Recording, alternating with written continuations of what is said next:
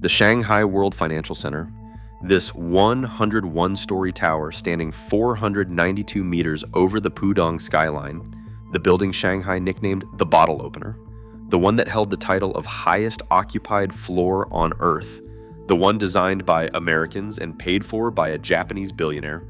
That skyscraper was already climbing into the clouds when an entire country looked up, saw something it could not forgive, and demanded the builders stop and change its shape. The problem was not the steel, it was not the money, though the money nearly killed it too. The problem was a hole.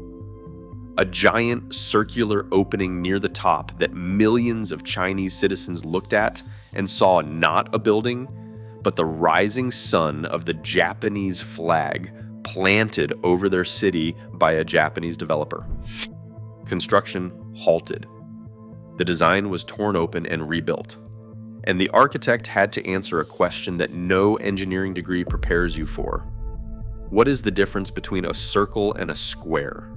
So how does a hole in a skyscraper become an international incident and force one of the tallest buildings in the world to literally change its shape mid-construction? To understand it, you have to go back to a Shanghai that no longer exists. This is the Shanghai World Financial Center in the Pudong district, right on the bank of the Huangpu River. 101 stories, 492 meters to the roof, completed in 2008. And for a brief window, it could legitimately claim to be the tallest building in the world by the measures that arguably matter most: highest roof, highest occupied floor. But to understand why this building exists at all, you have to understand the moment it was born into. Rewind to the late 1980s. While Wall Street was reeling from Black Monday, the worst single-day crash in its history, wiping out trillions, China was doing the opposite. It was booming, and it was absorbing the largest human migration the world has ever seen. Roughly 300 million people moving from the countryside into the cities over a couple of decades. Those people needed somewhere to work.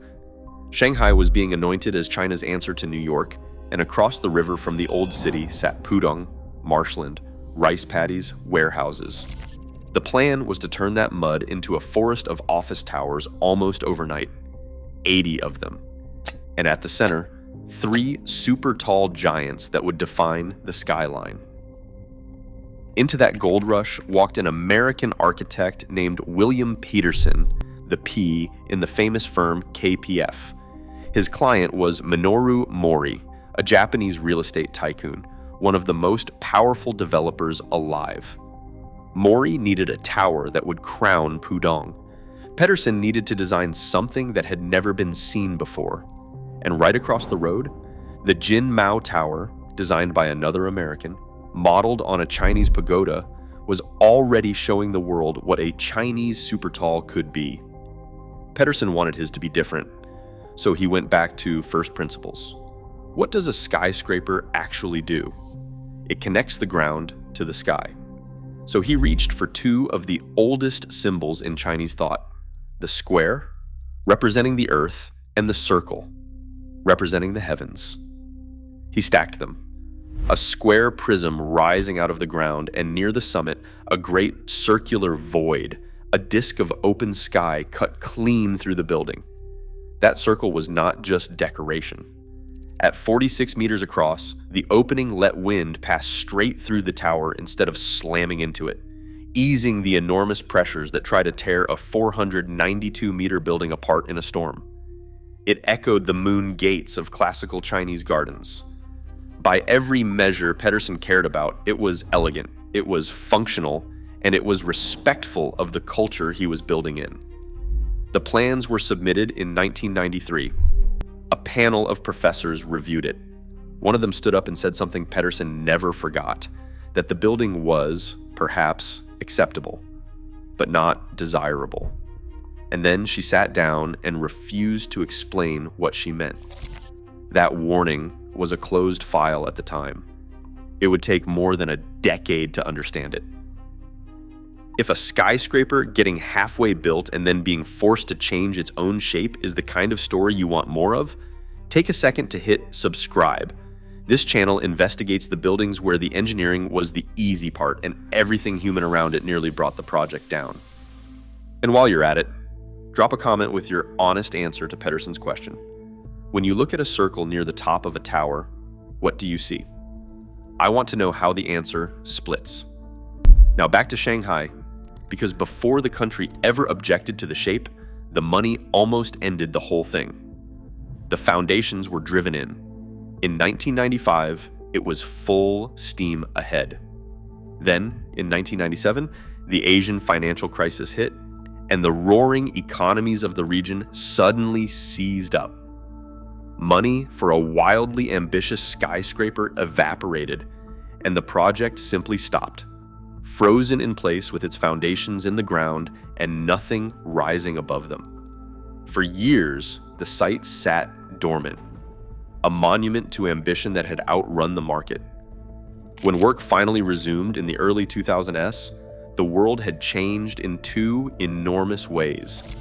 First, the race for the tallest building had moved entirely to Asia. The Petronas Towers had taken the crown, and Taipei 101 was already climbing. Second, and far more seriously, September 11th had happened. The destruction of the World Trade Center towers made the entire planet look at skyscrapers differently. China rewrote its building codes, introducing refuge floors, safe levels built into super talls for evacuation, a safety feature the United States still largely does not require. And Mori made a decision. If the building was going up in this new, more competitive world, it should be taller. He pushed the design from its original 460 meters and 94 floors up to 492 meters and 101 floors. There was just one catastrophic problem with that ambition. The foundations were already in the ground.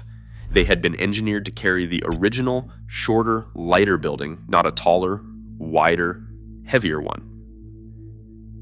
This is where the story turns to one of the most consequential names in modern engineering. To solve it, Mori brought in Leslie Robertson, the structural engineer behind the original World Trade Center. Robertson's challenge was brutal in its simplicity. Make the building taller and wider, but somehow make it weigh less, so the existing foundations could still hold it up. His answer was to completely rethink the skeleton. He wrapped the tower in a diagonal braced frame and added outrigger trusses, a structural system so efficient it let him thin out the heavy concrete core and shed steel from the perimeter. He cut the building's weight by around 10%. And the redesign didn't just save the foundations, it made construction cheaper and faster, and it cleared columns out of the interior, opening up uninterrupted views across Shanghai. A constraint that should have been a disaster became one of the most elegant fixes in super tall engineering. The tower climbed. Then it ran into a wall that no engineer could calculate around. Public outrage. A newspaper column ran with a line that lit the fuse that a Japanese developer was marching into Shanghai with his flag held high, because the public had begun to see Pedersen's elegant circle not as a moon gate or the heavens, but as a red rising sun cut into the skyline by a Japanese company. In Shanghai, that wound was not abstract. Japan had occupied the city and much of China within living memory during the Second World War. The mayor of Shanghai himself objected. The internet was just taking hold, and the anger spread faster than anyone could contain it. A symbol meant to honor Chinese cosmology had been read as a symbol of national humiliation. Pedersen tried to save his circle. He proposed dropping a bridge across the bottom of the opening, breaking the perfect round shape so it would read less like a flag. It wasn't enough. The momentum was too great. Mori called him to a meeting in Tokyo with Shanghai's deputy mayor, who explained, around the anniversary of the end of the war, the depth of the sensitivity, and then asked simply, "Could you please do something?" So in 2005, KPF submitted a new design. The circle was gone. In its place, a trapezoid. And here's the detail most people get wrong, and the one worth getting right: the opening did not become a square. It became a trapezoidal aperture, a flat-bottomed slot cut through the crown. The shape that gave the tower the nickname it carries to this day, the bottle opener. The new shape didn't just diffuse the controversy, it was cheaper and easier to build, and it expanded the floor space for the luxury hotel sitting near the top. A solution to a political crisis that also happened to make business sense. If you appreciate the channel digging into the verified version, that it became a trapezoid, not a square, because the details are the whole point. Subscribe so the next investigation finds you. And tell me in the comments, was China right to demand the change, or should a building be allowed to keep its design no matter who it offends? I read the replies, and the best arguments shape which file we open next. Now back to the story, because after all of that, the building came within a whisker of a title and then deliberately let it go. The Shanghai World Financial Center finished in 2008. It surpassed the Petronas Towers. It claimed the highest occupied floor in the world and the highest roof. By the measures of usable human-occupied height, it had a genuine claim to being the tallest building on Earth. But it could not beat Taipei 101 because Taipei 101 wore a spire, and that spire pushed its total height above Shanghai's roof. Pedersen later said his team could easily have added spires of their own and seized the outright record. Mori didn't want them. He wanted an elegant building, a broad-shouldered tower, not a needle reaching for a number. He let the title go on purpose, and he was right that it would have been temporary anyway. Just 2 years later, in 2010, the Burj Khalifa opened in Dubai and put the world's tallest title so far out of reach that the entire race lost its meaning. And both things are true about the Shanghai World Financial Center.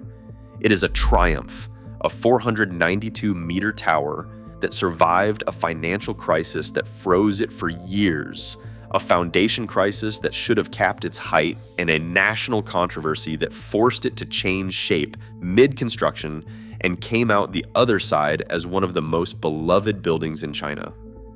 It now stands shoulder to shoulder with the Jinmao Tower and the even taller Shanghai Tower, the first time 3 super tall skyscrapers were ever built directly adjacent to one another anywhere on the planet. And it is also a permanent monument to a quieter truth, that a skyscraper is never only steel and concrete. A building that tall becomes a symbol whether its architect intends it or not, and the people who live beneath it get a vote, sometimes the deciding vote, on what that symbol is allowed to say. A 492-meter tower frozen for years by a crash, then pushed taller on foundations that were never meant to carry it. A World Trade Center engineer who made a heavier building weigh less. A circle that honored the heavens and was read as an act of war. A redesign demanded not by inspectors or engineers, but by the memory of a nation. And a bottle opener crown that the city first resented and now cannot imagine its skyline without. The architect set out to connect the earth to the sky. What he learned instead is that you can pour every calculation in the world into a building and still discover that the most important load it has to carry is not wind or weight. It is meaning. Somewhere right now, another architect is sketching another bold symbol into another skyline, certain they understand exactly what it says. Because the question that stopped this skyscraper halfway to the clouds is the same question hiding inside every monument ever built. Who actually gets to decide what a building means? The person who designs it, the person who pays for it, or the millions of people who have to look up at it every single day?